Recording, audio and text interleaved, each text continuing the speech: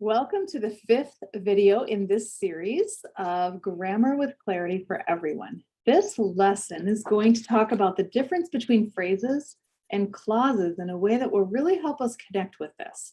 That's my goal. So you need your dark blue and your red blue color pencils, a sharpened pencil, and one sheet of notebook paper, and that's all you need.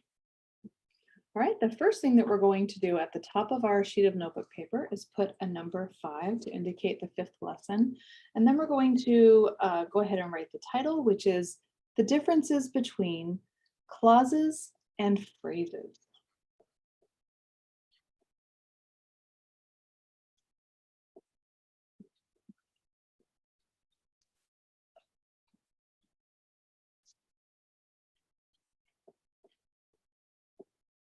That's our title. Then we're going to flip our paper sideways. We're going to turn it landscape. And we're going to make a Venn diagram. So if you've never worked with a Venn diagram, I'm going to teach you how to do this. We want to try to get the maximum space. And a Venn diagram is essentially two big circles that overlap. So I'm going to start right here, not totally in the middle, kind of here. This will be the top of my first circle. And I'm going to make a big circle that covers over the halfway mark. And then I'm going to start here and I'm going to make another big circle. You know, it's never perfect. It's okay if you need to erase and adjust. You don't need a huge space in the middle. These three compartments do not need to be the same. This should be much smaller, in fact. These two should be about equal though. Maybe the one on the left can be a little bit bigger. Okay. So the first thing we want to do, we want to identify what's happening. So this is called a Venn diagram, okay, with two circles overlapping. And a Venn diagram, if you've not used one before, it's a really great tool to break down when you're trying to make a comparison or a contrast or both between two things. It's really great with two. If you wanted to do with three, you would just add a third circle and then you could identify where they overlap. I've done that before with my son. It's kind of fun. It gets pretty detailed. Okay, so in the middle where they overlap, this is what these two have in common. So we're going to write in common right there, okay? Then on the left, we're going to head this as clauses, all right? And you guys are already experts on clauses. That's why I want to put that on the left. That's the only reason I'm putting clauses on the left. That we have done 2 lessons specifically about clauses, and I want that to jump right in front of your mind first, okay? Then we're going to come over here and we're going to write what is unique about a phrase. What makes something a phrase versus a clause, okay? Clauses and phrases. I needed to sharpen my pencil. If you need to sharpen yours, please do so, because we have a lot of writing to do here. Okay, so I'm going to show you an example of what we'll be creating, just so that you have a sense of what we're doing here for visual, breaking things down, okay? So there are 3 broad bullet points for clauses. The first one, I'm going to do a bullet point here to break it down, is that a clause always has a subject and a predicate. And you remember that from the last lessons, right? Always has a subject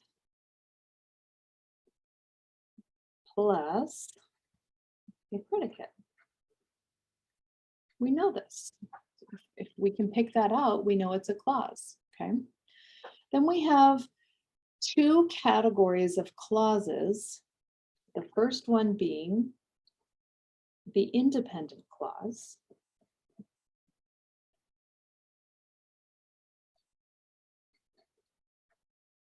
Okay, and then we're going to come down, skip some space, and we're going to put our third bullet point.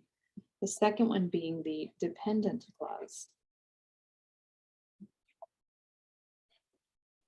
Now, if you remember from our very last lesson, the next thing we're going to identify is a relative clause, but that's a type of dependent clause, so it's going to be a subset of this.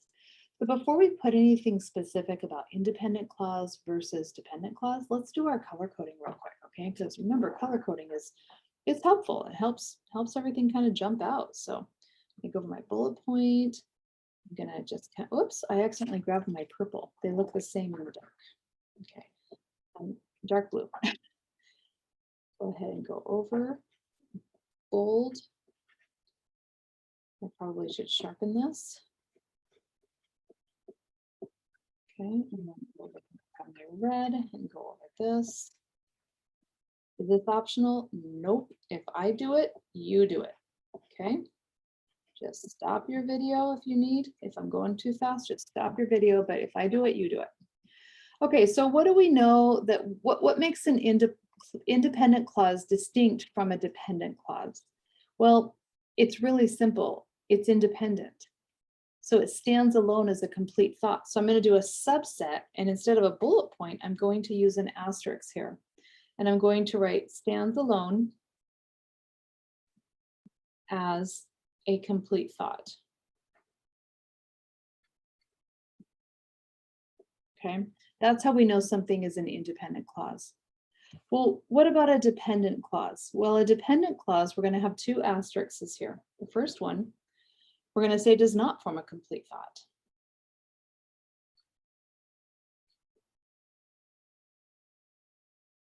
And again, all we're doing here is kind of regurgitating what we've already practiced, okay?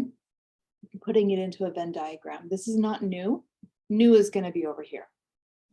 So dependent clause, it does not form a complete thought. And the next asterisk is that it leaves you hanging or wondering.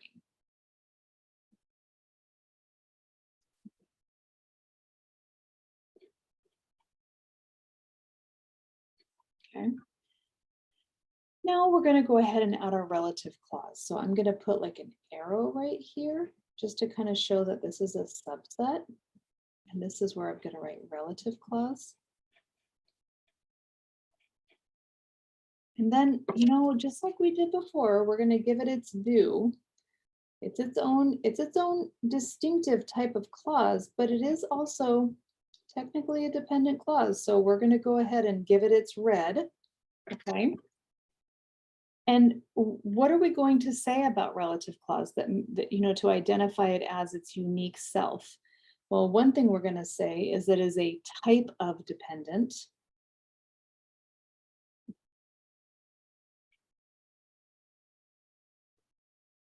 And another thing that we're going to say is that it begins with a special word, right? Do you remember that from your notes? So it begins with, I'm going to just put a few of them. Who, comma, whom, comma, that, and then etc. So that stands for etc. So there's a bunch more, right? But I ran out of space. So we just, that's a reminder that there, it begins with one of those words, and we can flip back to our notes and pick them out really quick. So what do clauses and phrases have in common? Well, they're both groups of words. Okay. They both add information to a sentence. That's it. Well, guess what? That's a really big deal, because when we're trying to pick out from groups of words and identify what something is, it can be really hard to do if we can't determine whether something has a subject and a predicate, which is why I started this series of lessons with that lesson. Okay, that's super important to pull into everything. Everything kind of builds, like in math. Everything in grammar seems to build. Okay, let's go over here to phrases. Phrases, when we identify whether something is a clause or a phrase, is really easy.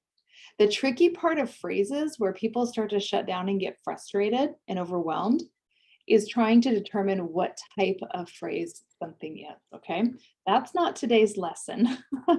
That's a lot. That's coming up next.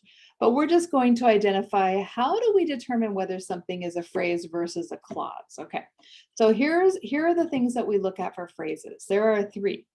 One, we need to identify that it either does not have a subject, could, or, we're going to write or in the middle really big there with kind of like this weird triangle arrow thing, does not have a predicate,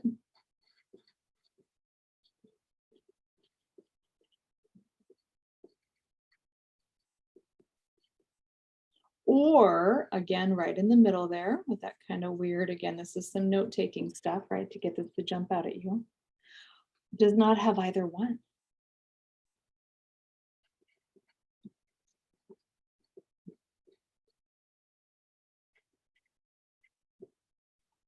Okay. The last thing we're going to write on our notes, we're going to draw an arrow down here. And we're going to write many different types.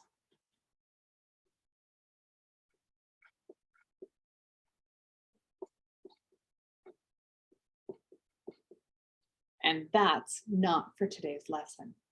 So wow, that seems really simplistic, doesn't it? So a clause always has a subject and it always has a predicate. A phrase is going to either be missing a subject or missing a predicate or missing both. And that, you guys, that's how we determine whether something is a phrase or a clause. Now, if it's a clause, we have pretty good criteria to determine whether it's an independent or a dependent, right? But if it's a phrase, that's where we become into a whole different set of rules. And that's where we talk about, well, what job does it do? So that is where we're moving into next, would be types of phrases. I hope this was helpful for you. I have found this particular lesson to be incredibly helpful for pretty much every student that I've worked with. So I hope that you found it helpful as well. The next step, of course, is to take what we just did in our learning and to apply it with IXL. So if you don't wait, if you take the learning and you do the immediate practice with IXL, you get immediate feedback, and then you can be very confident that you're like, oh yeah, I do have this. I understand this. Good for me, pat on the back. Good job. All right, so let's talk about what we're going to be looking at in IXL related to determining if something is a phrase or a clause. Okay, so this example comes to us from the 12th grade, U.1. Is it a phrase or a clause? So the question says, is the group of words in bold a phrase or a clause? So first we want to go ahead and read the sentence and then we focus on what's in bold. Although glaciers occupy only about 10% of the Earth's land surface, they contain about 75% of its fresh water. The first thing we want to do is go back to our Venn diagram. We want to look at the left-hand side. The left-hand side has us checking, do we have a subject and a predicate? Okay, so let's look at the bolded words. They would be the subject, right? Contain is the action, it's the predicate. The rest of it's just extra cool information's the complete predicate that they contain. So it has a subject, it has a verb. So based on that determination, it must be a clause. This is not asking you, is it an independent clause or a dependent clause? It's just saying, is it a clause or is it a phrase? Well, it has to be a clause because it has a subject and it has a verb. Okay, this next example also comes to us from the 12th grade, U.1. Same situation, it says, is the group of words in bold a phrase or a clause? So first we want to read the whole sentence. Although poisonous and potentially deadly, pufferfish are a delicacy in countries like Japan and China. All right, well, remember that first thing we want to do is look to see, does it have a subject and a predicate? In countries like Japan and China. Well, no, it doesn't. So we don't have either. It doesn't contain a predicate. So it cannot be a clause. It has to be a phrase. Okay. I don't know if we would consider, no, in is not a verb. I'm sorry, in my notes, I should have said it doesn't contain a subject or a predicate because in is a preposition, not a verb. I missed that in my notes. I apologize. So this is an example of a phrase that doesn't contain a subject or a predicate, but it's good extra information. So it's not a bad thing to have, right? We want it to have it, but it's just, this helps us determine whether it's a phrase or a clause. In this case, definitely a phrase. What type of phrase?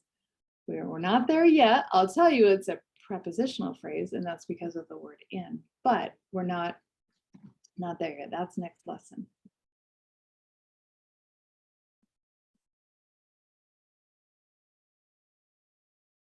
Okay, here is the path for the practice problems for IXL. I would like you to do 20 correct, please, not 10 at this point. If you're in 7th grade, you'll go to Z.1. 8th grade will be AA.1. 9th grade will be X.1. 10th, X.1. And 11th and 12th grade are both at U.1. So you're practicing just determining whether a group of words is considered a phrase or a clause. And actually, I wish I was sitting there next to you as you were picking them out and going, wow, look at me, I figured this out. It's pretty neat stuff to be able to sit there and watch a student go, okay, I get this, I can determine this now. So you're going to experience that, and good for you. I'm excited for you, and be prepared for what's coming up next, which is breaking down different types of phrases, determining what their job is, how do we pick them out from a sentence.